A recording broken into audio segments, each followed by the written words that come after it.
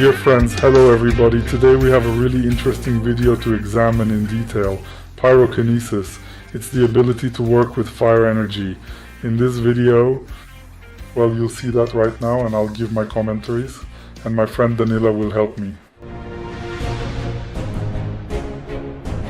Friends, Ernst Veter is with you once again. Today I will demonstrate pyrokinesis with a larger object than a piece of paper or anything else. Well, it's the trunk of a tree. As we see, it's already burned a little. There are no trees close to it, so I am trying to do pyrokinesis here. Now attention!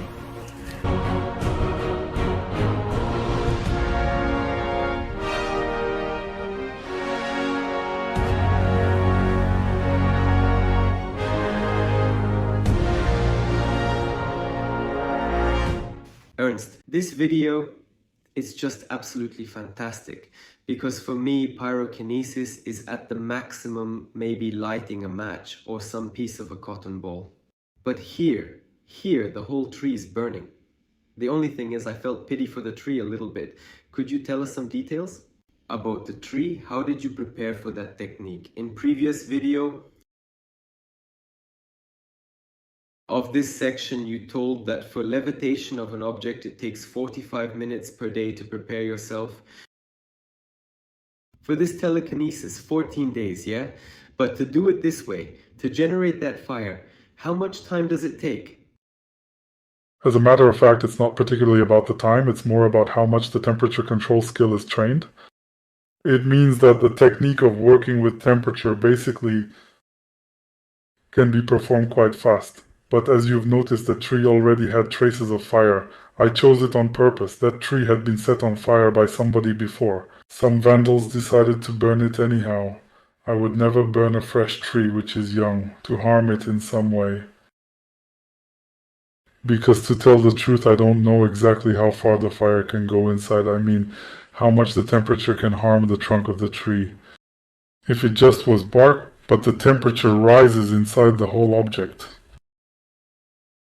and directly on the area of influence. So the tree was chosen not by accident. I knew beforehand that there would be such a tree. I asked my friends where there was a place where people rested. They said that there were definite places. That was not even Utah, some other state. As you can judge by nature, there are no such places in Utah.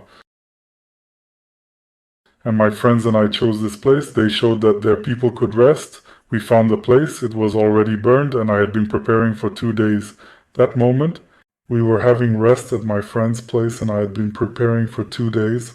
But still, the preparation was not big. If I remember that right, it took me about an hour a day. For an hour each day, I was generating the energy of fire. To do that, you should put your hands 30 centimeters apart, meditate, and then you try to tighten the energy. And from that energy, you try to create fire energy, then release. Probably many people already know how to do release. In this video, the only thing that surprised me a little bit, and scary to me, by the way, why didn't the couple light up? I don't know. The thing is, when you control the fire element, you don't always control it. It's something like a ship without a rudder. That is to say, it goes where the wind blows. In fact, in this case, you don't understand which direction the energy will flow. There was a funny case. One day my shoe went on fire. It didn't burn, but there was some smoke. The shoe was made of leather, so the shoe was difficult to set on fire. I tried to light up grass that moment. That was my training session. I wasn't making video of it, and smoke came out of my shoe. I had to take measures. I always have water with me, a fire extinguisher just in case. I had to pour water on my shoe. Actually, doing pyrokinesis, you never know where the energy will be directed. Technically, you direct it, but still you know perfectly well what whirlwind is and how they behave.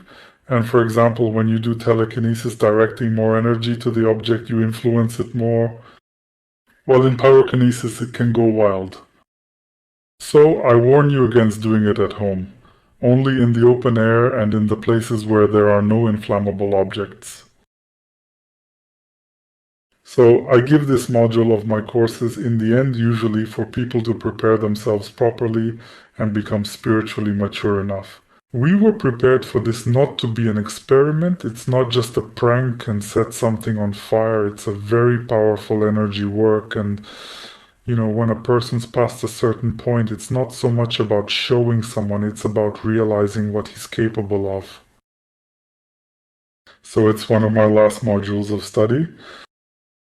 Ernst, can there be spontaneous fire outbreak? I'm talking about a man who already learned this skill. For example, he is sleeping and he's having a dream, and perhaps in his dream his pillow or sofa catches fire or something like that. Personally, I didn't come across such thing, but I heard about similar things. A strong master had such an occasion. He was acquainted with Arne. He had his house caught on fire. Luckily, only one room went on fire. To be exact, that was his things lit up, the fire detector went off, and he managed to put the fire out. He was in a state of something of anger. Something happened in life, and this situation took a hold on him. It was heating up and up. Anger is closely connected with temperature, and probably there was such a strong release of energy and it worked automatically somehow. For me, it's not clear how come that there was involuntary fire outbreak, but it happened. I know that for sure many practitioners were likely to have such occasions, but it's a dangerous technique. In fact, there are certain locks, one has to learn how to make them. I teach that when a person achieves some results in techniques. As a matter of fact, here you actually play with fire, it's dangerous. I see. On the fundamental course you tell about it, don't you? In the main course, I go over these keys, talk about them. But actually, this course is just so preparatory that if you manage to grasp the fundamentals, it will be great.